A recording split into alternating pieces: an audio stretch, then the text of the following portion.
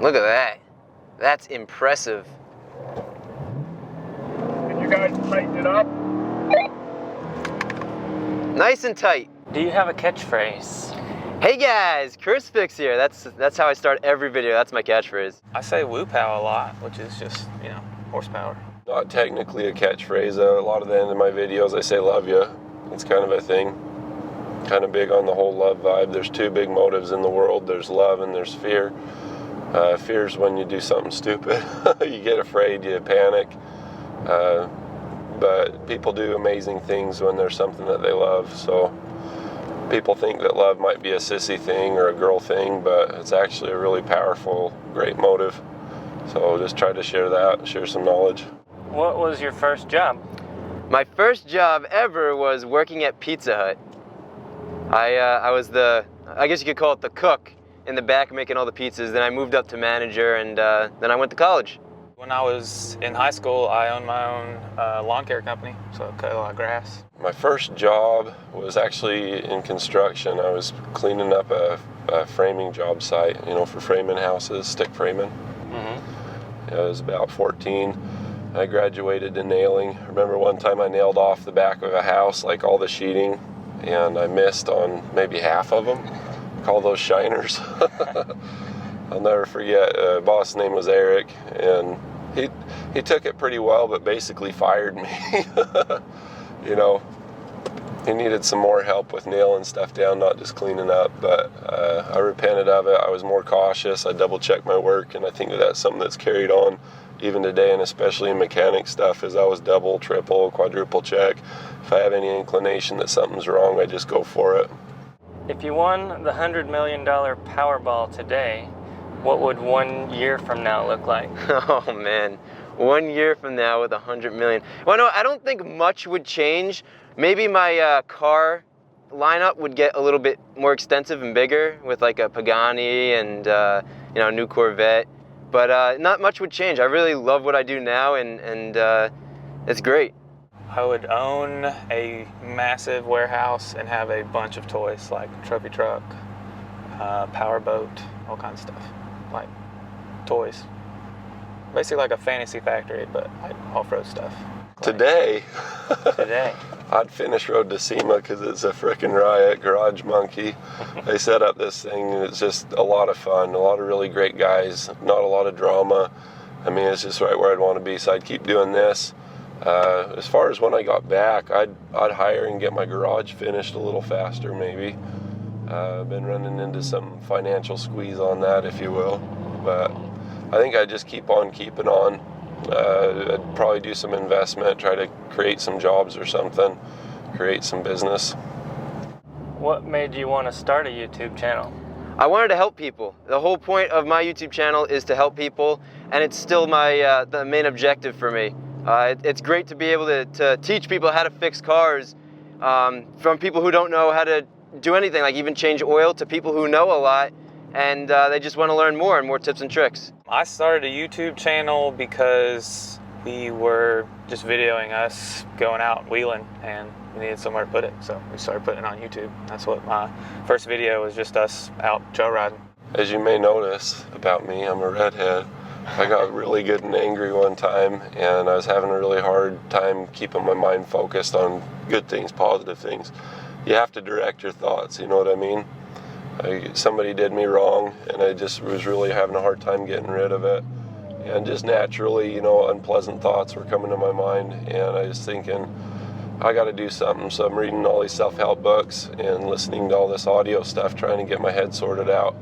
And I came across Earl Nightingale, and a quote that he did in The Strangest Secret was, if you're of service, you'll be compensated, even if it's not. And he's talking about the value of service, not just the compensation part. But then when he said the compensation part, I'm like, that's kind of an interesting thing, He says, even if you're not compensated by the people that you help, you just do it anyway. And sometimes, like priests or pastors or something, they're compensated in the spiritual, per se. Maybe that's an easy out, to say that you're right in that saying. But I thought, well, what's my core competency? Another book said that you got to write a book or you got to create passive income or something like that. At the time, there was no way to make money on YouTube, but I just I love their catch slogan, broadcast yourself. And I was thinking, how can I be of service and put something on YouTube? And I'm a third generation mechanic. I've always worked on cars, like my whole life I have. And I thought, well, I know a lot about that. I can make auto repair videos, or one of my first breakout ones was actually a dirt bike video. CRF 450, how to adjust valves. So it's sloppy, it's coarse, but it got 100,000 views pretty quick. Wow. And I thought, well, this is cool. I got all these thank yous, and I was feeling like crap at the time, really angry. And so I just was like, man, that feels good. I like that. That's good compensation right there. You know, Earl Nightingale's right. Little did I know that Google was going to buy YouTube, and then it works out to where you can actually sustain yourself and your family doing something like this to a degree. Right.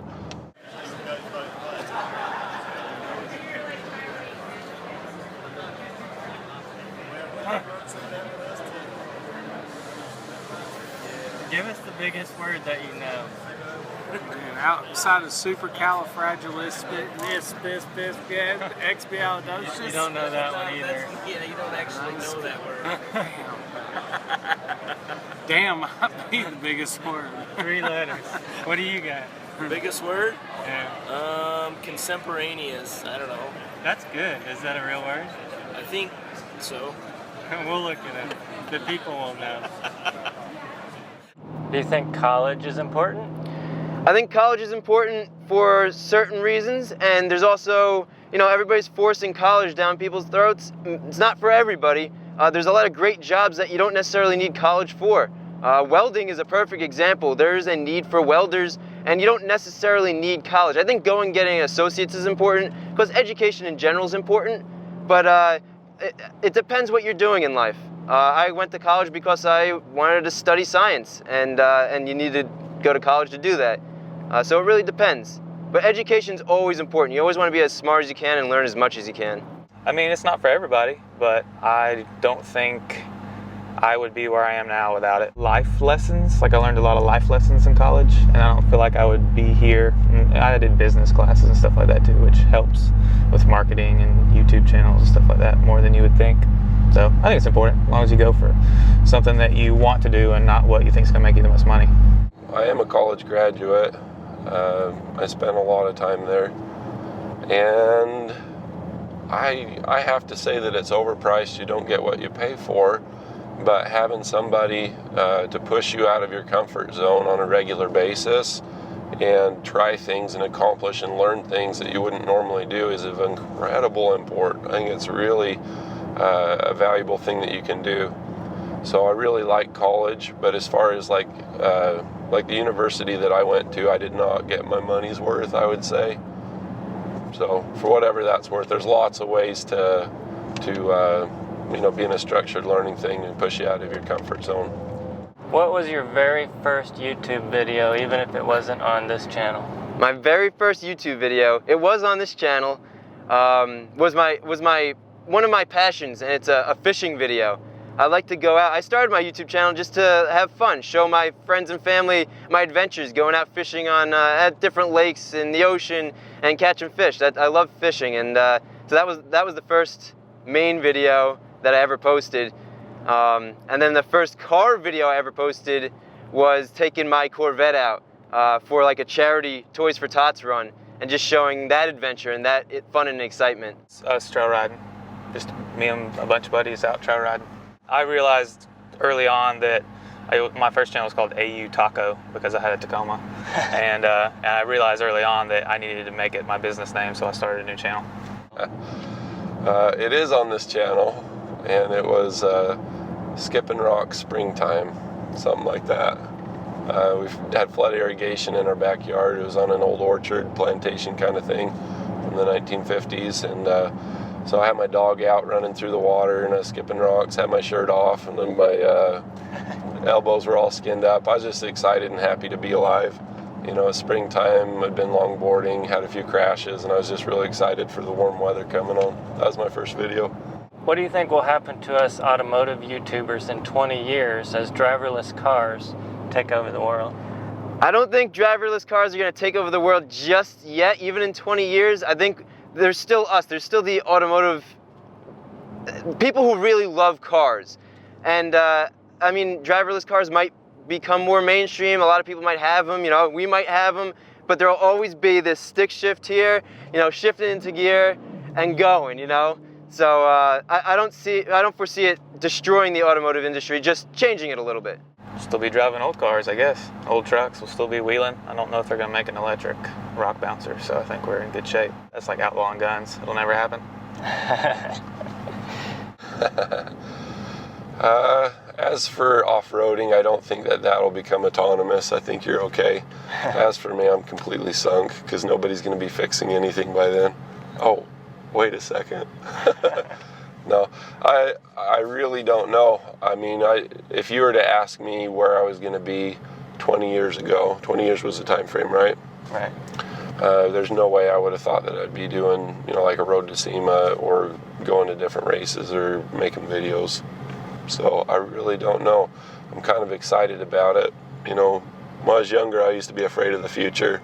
You know, responsibility, marriage, kids, mortgage, like all. I mean, mortgage basically means like death contract or something, doesn't it? Like mortality, something like. So I don't know. It's like the future. Just as long as you live good principles, if you work hard, do people right, treat people the way you want to be treated, and be of service. You know, I think it looks bright. I think it's going to be some cool stuff, whatever it is. What was your very first car? My very first car was like an old 92 Cadillac DeVille. It was like a hand-me-down car, kind of like, it was just something that my parents had, and they're like, hey, now that you're learning how to drive, you could drive this. And then after I started driving and learning how to drive and becoming more confident in driving, with experience, I ended up getting a 1996 Corvette, and that's my baby. I still have her. I had a extended cab Toyota Tacoma that I eventually solid axle swapped, and it had a bed bob and I learned a lot of stuff on that truck, and it was pretty capable by the time I finished building it. Hated to see it go. My very first car was a Ford Ranger. Lifted, four-wheel drive, brown, big wheels and tires. And it wasn't mine, it was my dad's, his way to keep me under his thumb for whatever reason. I was a really good kid, actually. You know, I was making good grades and all that kind of stuff, but kind of control stuff. So. What is most important in life? Most important in life is definitely happiness. We were actually just talking about this, all of us. What is success? What is anything? It's all happiness. If you're not happy, I don't think you could be successful. And I don't think, you know, obviously love is important because you want to love your family and friends, but I think that love and happiness are together, so definitely happiness. Enjoying the ride.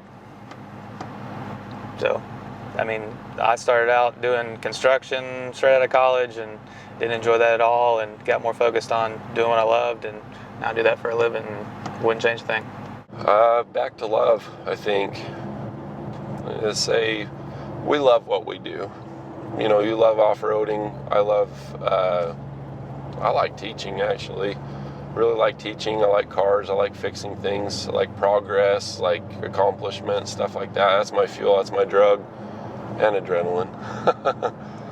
But you can love things. You can love people. But I think that it's just kind of like an on-off switch. It's kind of binary.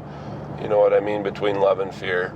You know, some people don't speed because they're afraid that they're going to get a ticket, or they're afraid they're going to get in an accident, afraid, you know, whatever. And some people are careful because they love the people around them. You know what I mean? I think you can't go wrong with love. I know it sounds sissy, and I know I sound like a broken record player, but there's some real truth to it. You know, you talk to veterans, you know, that have been in combat, that have really questioned, you know, on the verge of death and all that kind of stuff. And fear will kill you. But at the same time, you know, love can make you a hero.